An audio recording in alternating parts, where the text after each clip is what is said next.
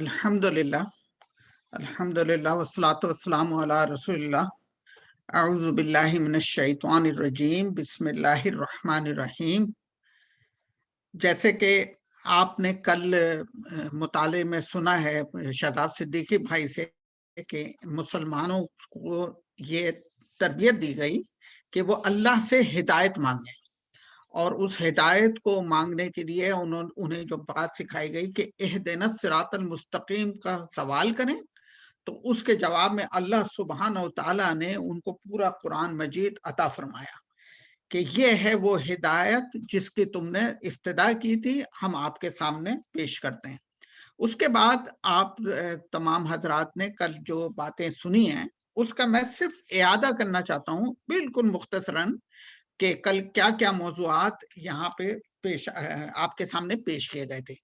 उसमें जो इब्तिदा के अंदर जो चीज़ें रखी गई थी, ईमानियात के बाद जो खिताब किया गया था वो मुसलमानों से, मुनाफिकीन से और मुशरिकीन से, 3 लोगों से जो खिताब किया गया था और फिर वो तरतीब के साथ उसमें इब्तिदा ही में बात रखी गई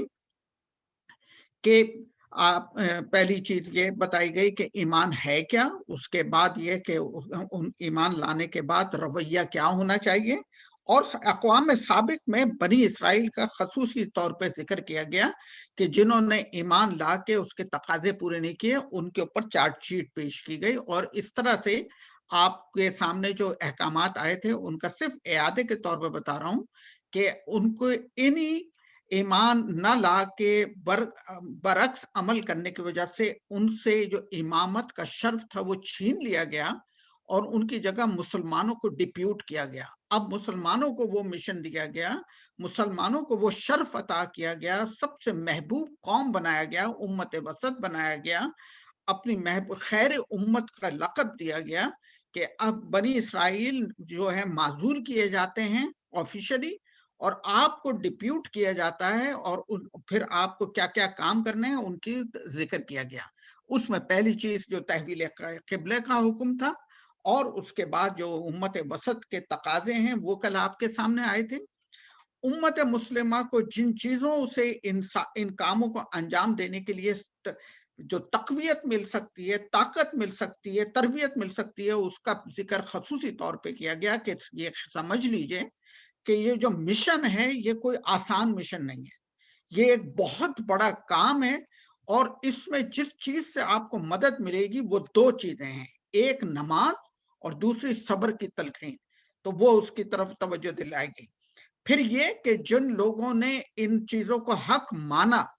और उसके बावजूद उस हक़ को छुपाया, उनके अंजाम की तरफ ज़िक्र किया गया कि उनकी इन नाफ़रमानियों का क्या नतीजा निकला और अल्लाह ने उनको कहा कि कूनू क़िरदतन ख़ासिईन, बिगड़े हुए चेहरे वाले बन जाओ, बंदर बना दिया गया उन्हें, तो इसका भी ज़िक्र किया गया। उसके बाद मुसलमानों को तलक़ीन की गई कि देखो शैतान के रास्तों से बचो। इसके ये आप आखिरी जो हमारे मुताले में चीज़ आई थी, वो ये आई थी। मैं सिर्फ़ आपके सामने ज़िक्र करना चाहता हूँ कि नेकी का सही तसव्वुर वो इंशाअल्लाह ताला आज की आयत में हमारे सामने आएगा और ये सूरह बकरा का इख्तिताम तक हम सारा आज पैकेज कंप्लीट कर लेंगे। जिहाद फ़ी सबीलिल्लाह और उसकी शहादत की फ़जीलत के ऊपर इसमें आज इंशाअल्लाह ज़िक्र आएगा। माशी, माशरती और तिजारती ज़िंदगी के अहकामात आएँगे। सूरह बकरा जो है एक जामे तरीन सूरा है कुरान मजीद की और एक माशरा जिस बुनियादों के ऊपर तश्कील पाना चाहिए और मदीना की सूरत के अंदर वो माशरा तश्कील पाया था, उसको जिन अहकामात की ज़रूरत थी वो सूरह बकरा में इब्तिदाई तौर में दिए गए। फिर इबादत का मकसद क्या है और इसके साथ-साथ शरीयत के कवानीन, क़िसास के मुतालिक, सूद के मुतालिक, मामूली मामलात, हकूक़ निस्वां, हज और उम्रे के मसाइल, ये शरीयत के अहकामात भी हैं, इबादत के मुतालिक तफ़ासील ये आएँगी। उसके बाद इस उम्मत को जो काम अंजाम देना है उसमें इन्फ़ाक का जो मुकाम है, जो अल्लाह ने लोगों को इस तरफ तरग़ीब दी है कि वो जिस मकसद के लिए इस दुनिया के अंदर खलीफा बनाए गए हैं, उसके साथ-साथ जहाँ जानी और जिस्मानी ताकतों की ज़रूरत है, उसके साथ माल की बहुत ज़रूरत है। इसलिए उसकी तरफ इस सूरा के अंदर बार-बार तवज्जो दिलाई गई। اور پھر ہم آخری جب حصے میں پہنچیں گے تو وہاں قیادت کے اوصاف، توحید کا تعارف طرف توجہ دلائی جائے گی۔ تو یہ وہ پوری جو سورہ بقرہ ہے اس کے جو موٹے موٹے مضامین ہیں وہ میں نے آپ کے سامنے اسکرین کے اوپر لکھ دیے ہیں۔ تو یہ ہیں وہ مضامین۔ اب اگر ہم ابتدا کرتے ہیں اور شروع کرتے ہیں تو دیکھیے اللہ سبحانہ و تعالیٰ نے جہاں سے ہمارے لیے آج شروع کی، کل جب اختتام ہوا تھا اور اس کے بعد سے جو آج ہمارے سامنے آیات آئی تھی وہ یہاں سے شروع ہوں گی۔ یا ایھا الذین آمنوا کلوا من طیبات ما رزقناکم واشکروا للہ ان کنتم ایاہ تعبدون۔ یہاں سے اللہ سبحانہ و تعالیٰ نے ہمارے لیے شروع کیا۔ تو چنانچہ یہاں کی سے جو ابتدا ہوتی ہے اس میں اللہ سبحانہ و تعالیٰ نے وہ جاہلیت کی وہ جو رسومات اور جو جن چیزوں کو لوگوں نے خود اپنے اوپر حرام کر لیا تھا، اللہ سبحانہ و تعالیٰ نے وہ ساری جاہلیت کی رسومات کو، بری چیزوں کو ختم فرما دیا اور اجازت دے دی کہ جو کچھ دنیا کے اندر ہے وہ حلال چیزیں ہیں وہ کھاؤ، اور چند چیزوں کا ذکر کر دیا کہ ان چیزوں سے اجتناب کرنا، کہ جو چیزیں جیسے اس میں سور کا گوشت، خون، مردار چیزیں، ان کا ذکر کر دیا گیا، یہ بتا کے اور پھر پوری دنیا کی ہر چیز کو کھول دیا گیا کہ جو کچھ دنیا میں پایا جاتا ہے، پیدا ہوتا ہے، موجود ہے، جو اس میں حلال چیزیں ہیں ان کو بے فکر ہو کے کھاؤ۔ اس کے بعد اللہ سبحانہ و تعالیٰ نے جو دوسری بات اس قرآن مجید کے اس صفحے کے اوپر، 26ویں نمبر صفحے کے اوپر جو ہمارے لیے رکھی ہے اور دوسرے سورہ میں رکھی ہے کہ دیکھ اللہ کے نازل کردہ حق کو چھپانے اور بیچنے کی، تھوڑے سے پیسے کے اوپر بیچنے کی سزا، اس میں اللہ سبحانہ و تعالیٰ نے بنی اسرائیل کے ان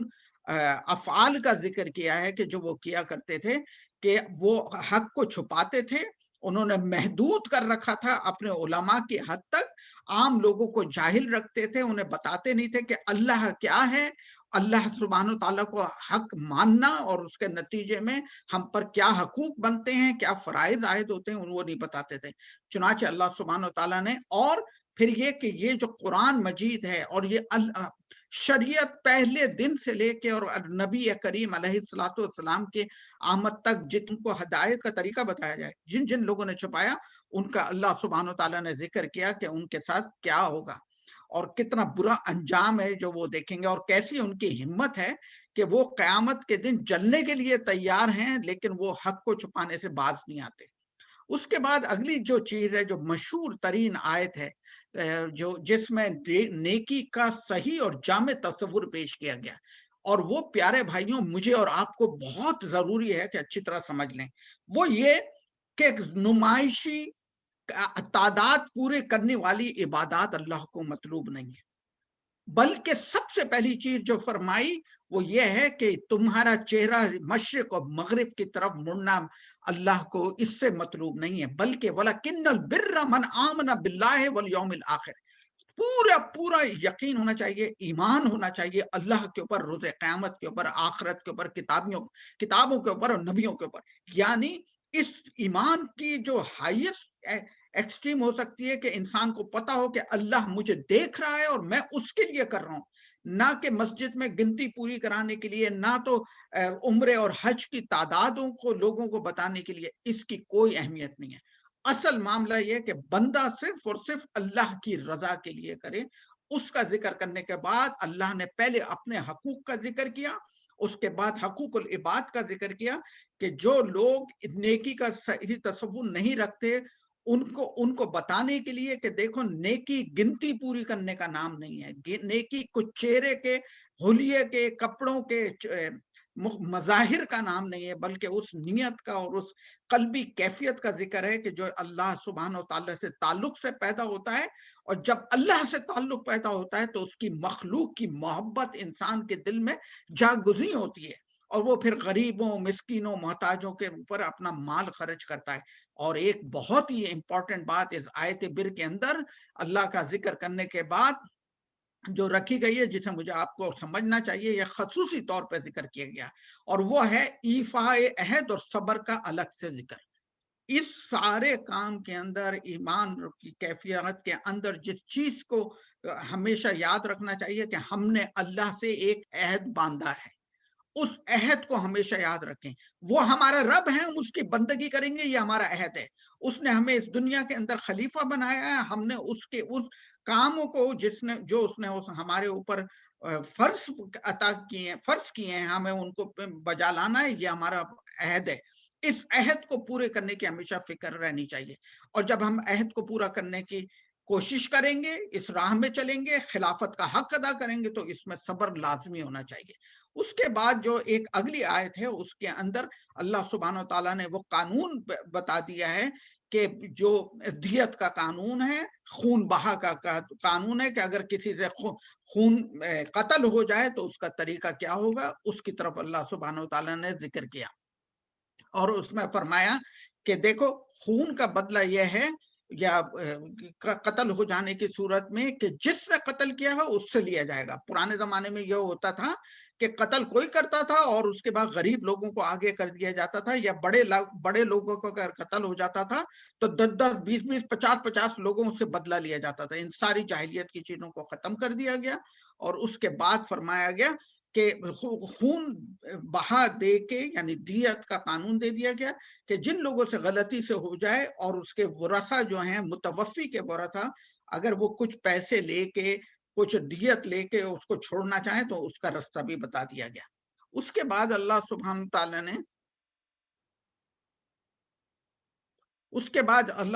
تعالیٰ نے ہمیں جس چیز کا ذکر کیا ہے وہ یہ ہے کہ بتایا جائے کہ یہاں پہ ایک چیز اور آپ کے سامنے رکھنا چاہتا ہوں کہ اللہ سبحانہ تعالیٰ نے وصیت کا ابتدائی حکم دیا ہے, اور وہ یہ کہ جو لوگ انتقال کر رہے ہوں یا اپنی زندگی کے اندر کسی کو وصیت کرنا چاہتے ہوں, اس کے متعلق ابتدائی حکم آ رہا ہے. یہ خیال رکھیے گا, ابھی یہ ابتدائی حکم ہے, اس کے بعد ایک تفصیلی حکم سورہ نساء میں بھی آئے گا. اس ابتدائی حکم میں یہ کہ لوگوں کو چاہیے کہ وہ وصیت لکھیں. دیکھیں, پیارے نبی علیہ الصلوۃ والسلام کے اس عمل کو ہمیشہ یاد رکھیے, اور ان کے قول کو, کہ تم پر 2 دن ایسے نہیں گزرنے چاہیے, اور ایک حدیث میں کہ 3 دن ایسے نہیں گزرنے چاہیے کہ تمہاری وصیت نہ لکھی ہوئی ہو. ہم نے کسی سے پیسے لیے ہیں, کسی کو پیسے دینے, کوئی لکھا ہی نہیں جاتا, نہ گھر والوں کو بتایا جاتا ہے. جب انتقال ہو جاتا ہے کسی کو پتہ چلتا ہے کہ انہیں لوگوں کے پیسے دینے تھے. اور پھر یہ کہ جو وصیت کی گئی ہے ان لوگوں کو چاہیے کہ اس وصیت کو پورا کریں, کیونکہ لوگ تبدیل کر دیتے ہیں, چنانچہ ان کو بہت سخت سزا کی وعید سنائی گئی ہے. اس کے بعد اگلی آیت کے اندر اللہ سبحانہ و تعالیٰ نے ان لوگوں کو ذکر کیا ہے کہ جو لوگ حکم بدلتے تھے, ان کا ذکر کرنے کے بعد وہ عظیم آیات آ رہی ہیں کہ جن کے اندر روزے کی ابتدائی احکامات آئے, اور پھر رمضان کی فرضیت کا ذکر آیا. تو پہلے جو ابتدائی احکامات تھے, جیسے کہ ہمیں پتا ہے کہ 2 سن ہجری کے اندر یہ والی آیات نازل ہوئی کہ کتب علیکم الصیام کما کتب علی الذین من قبلکم لعلکم تتقون. یہ ابتدائی حکم تھا, اور اس میں یہ رخصت رکھی گئی تھی کہ جو لوگ روزہ نہ رکھنا چاہیں وہ فدیہ دے دیں. لیکن اس کے بعد جب رمضان کا مہینے کی فرضیت کا حکم آ گیا کہ شہر رمضان الذی انزل فیہ القرآن, یہ والی جب آیت آئی 3 ہجری کو, اس کے بعد رمضان میں روزے رکھنا فرض ہو گیا, چاہے کسی کی استطاعت ہو یا نہ ہو. صرف ان لوگوں کو سہولت حاصل ہے جو مسافر ہیں یا مریض ہیں, یا وہ خواتین جن کے ہاں بچوں کی ولادت ہے, یا جو حیض کی کنڈیشن میں ہیں, ان کو سہولت دی گئی کہ وہ بعد میں فعدۃ من ایام اخر, بعد میں اپنے وہ روزوں کو, بچے روزوں کی تعداد پوری کر لیں. یہ جو رمضان کے متعلق ایک بات جو سمجھنی چاہیے کہ ہمیں اس کے اندر تحفہ دیا گیا, اس میں ہمیں ہدایت جو دی گئی وہ قرآن مجید کی کتاب ہدایت ہمیں عطا کی گئی, یہ اس مہینے کی فضیلت ہے. پیارے بھائیوں, میرے اور آپ کے لیے اور آج کی جو یہ نشست ہے, اس کا بھی یہ مقصد ہے کہ ہم قرآن سے جڑیں, ہم قرآن کو زیادہ سے زیادہ سمجھیں. اس مہینے کی فضیلت, اس مہینے کا صحرا, اس مہینے کی معراج ہے قرآن مجید. یہ میرے لیے بھی ہے, آپ کے لیے بھی ہے, میرے گھر والوں کے لیے بھی ہے, پوری انسانیت کے لیے. اس پوری انسانیت تک اس کو پہنچانے کے لیے رمضان میں وہ تربیت دی گئی کہ انسان بھوکا اور پیاسا رہے اور اس کتاب الہی سے جڑے, اس ہدایت کے اوپر عمل پیرا ہو, دنیا کے لیے نمونہ بنے. اور اس کے بعد جو چیز ہمارے سامنے آئی ہے وہ یہ کہ اللہ کی کبریائی کو منوانا, वलितुकब्बिरुल्लाह अला मा हदाकुम, सिर्फ और सिर्फ मानना नहीं बल्कि दुनिया से मनवाना भी है। ये जो फर्ज हमारे ऊपर है कि हम सिर्फ अल्लाह को बड़ा बनाएं। इस जमाने के अंदर देख लीजिए कि इस वक्त अल्लाह का मुकाम क्या है हमारी जिंदगियों के अंदर और गैर अल्लाह का क्या है। हम जरा जरा सी चीजों के ऊपर गैर अल्लाह के आगे झुके जाते हैं। चुनाचे इस आयत के अंदर अल्लाह को बड़ा मानना और मनवाने की तरफ तरगीब दी गई। फिर शुक्रगुजारी का सही तरीका भी यह है कि जिस मकसद के लिए कुरान मजीद दिया गया है हमें रमजान के महीने के अंदर, कि हम इसके ऊपर अमल पैरा हों, इसको समझें और दूसरों तक पहुंचाएं, उसके शुक्रगुजारी का सही तरीका यह है कि इस किताब हिदायत को खुद भी पढ़ें और दूसरों तक पहुंचाएं। उसके बाद अल्लाह सुब्हानहू व तआला ने एक बड़ी खुशखबरी सुनाई कि बंदा दुआ के अंदर हाथ उठाए तो वो ये ना समझे कि अल्लाह तक उसकी पहुंच नहीं है। अल्लाह ने डायरेक्ट लिंक रखा है अपने बंदे से। बस बंदा अपना हाथ उठाए, दाने फलयस्तजीबू ली, बंदा मेरे सामने हाथ उठाता है, मैं उसकी दुआओं को कबूल करता हूँ। अल्लाह सुब्हानहू व तआला ने ये हमारे को खुशखबरी सुनाई है। उसके बाद अगली जो आयत हमारे सामने आ रही है, उसमें एक पहले जमाने में लोग ये समझते थे कि हम रमजान के जमाने में अपनी औरतों के पास नहीं जा सकते, और रमजान तो एक इबादत है, इसके अंदर कोई ऐसा काम नहीं कर सकते